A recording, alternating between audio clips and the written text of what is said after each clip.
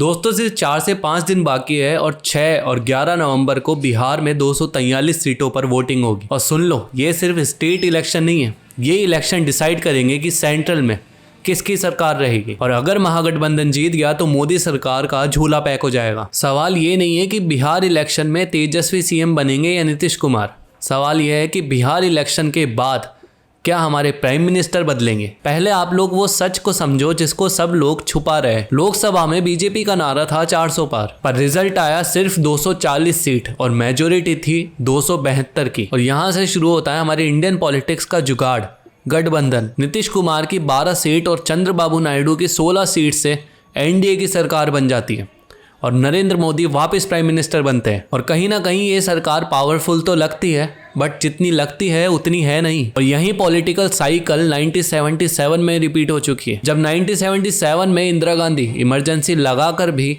छोटे मोटे political leaders के आगे झुक गई थी। और वैसा ही आज है, बीजेपी को सेंट्रल में गवर्नमेंट बनाने के लिए, अपनी सरकार को बनाने के लिए 240 से 272 सीटों के लिए नीतीश कुमार और चंद्रबाबू नायडू के आगे झुकना पड़ा। पहले जनता पार्टी को चरण सिंह चाहिए था और आज बीजेपी को नीतीश कुमार। पैटर्न सेम है, जब भी सेंट्रल पावर कमजोर पड़ती है तो कोई ना कोई किंग मेकर्स निकलते हैं और ये छोटे से किंग मेकर्स पावर को बढ़ा देते हैं। अगर हम पास्ट में देखें तो इंदिरा गांधी वाले टाइम भी उसकी जद बिहार से शुरू हुई थी। बेसिकली उस टाइम पर बिहार में कांग्रेस की सरकार थी, जहां पर करप्शन पीक पर था, सिस्टमेटिक फेलियर हो रहा था, नौकरी में घपले हो रहे थे और जो बिहार में चीज़ें आपको अभी लगती है उससे भी बुरा हाल था उस टाइम पर। और इन सभी से फ्रस्ट्रेट होकर 1974 में बिहार के विद्यार्थी संघर्ष समिति ने एक मूवमेंट शुरू किया। धीरे धीरे देखे कि आंदोलन शांत हो जाएगा, बट टाइम के साथ आंदोलन शांत नहीं हुआ तो लोकनायक जयप्रकाश नारायण भी इस आंदोलन में कूद पड़े और इन्होंने इस आंदोलन को और बढ़ा दिया। इन्होंने इस आंदोलन का नाम दिया संपूर्ण क्रांति, मतलब टोटल रिवॉल्यूशन,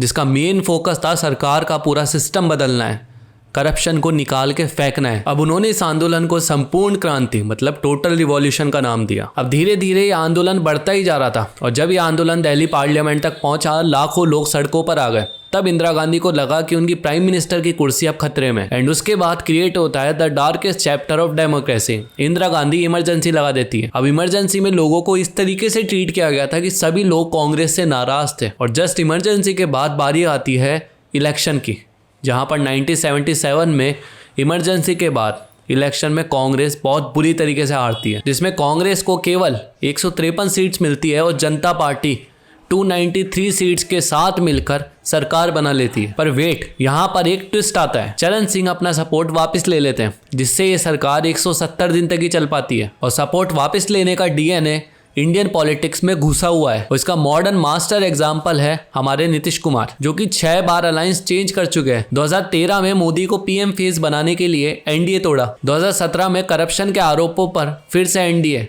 और उसके बाद आरजेडी और अब फिर से बीजेपी के साथ है। उनकी कोई आइडियोलॉजी नहीं है, जहां उनको सीएम की कुर्सी मिलती है वो वहां चल देते हैं। तो इसलिए नीतीश कुमार को एनडीए छोड़ना बहुत ही आसान होगा। वो अपनी 12 सीट्स को खींच लेंगे, एनडीए 281 पर 281 पर आ जाएगी। इसको देखते हुए चंद्रबाबू नायडू अपनी 16 सीट्स ले लेंगे और इस तरीके से कहीं ना कहीं एनडीए 265 पर आ जाएगी और यही गेम ओवर, जिसके बाद हमारी दिल्ली में सरकार बदल जाएगी और प्राइम मिनिस्टर कोई और होगा। अगर हम बिहार इलेक्शन में देखें तो वहां तो बहुत कुछ चल रहा है। तेजस्वी यादव का तो पूरा फोकस है हर परिवार में नौकरी पर और वो महागठबंधन पर 20 दिन में कानून बनाने का वादा कर रहे हैं। और एनडीए का फोकस है लखपति दीदी और 10,000 रुपए महीने का महिलाओं के लिए। मतलब ये सारे मिलकर कैसे ना कैसे करके आप लोगों को झांसे में लेने की कोशिश कर रहे हैं। बट इस बिहार इलेक्शन में तीसरा चेहरा भी सामने आया है, जिनका नाम है प्रशांत किशोर। अगर प्रशांत किशोर ने 10 से 15 सीट भी काटी तो एनडीए और एमजीबी के लिए 122 का फिगर क्रॉस करना बहुत ही ज्यादा मुश्किल हो जाएगा। अब बिहार में इलेक्शन हो रहे हैं तो एंटरटेनमेंट का होना बहुत ज्यादा जरूरी है। और इसी बीच बिहार के सुपरस्टार पवन सिंह,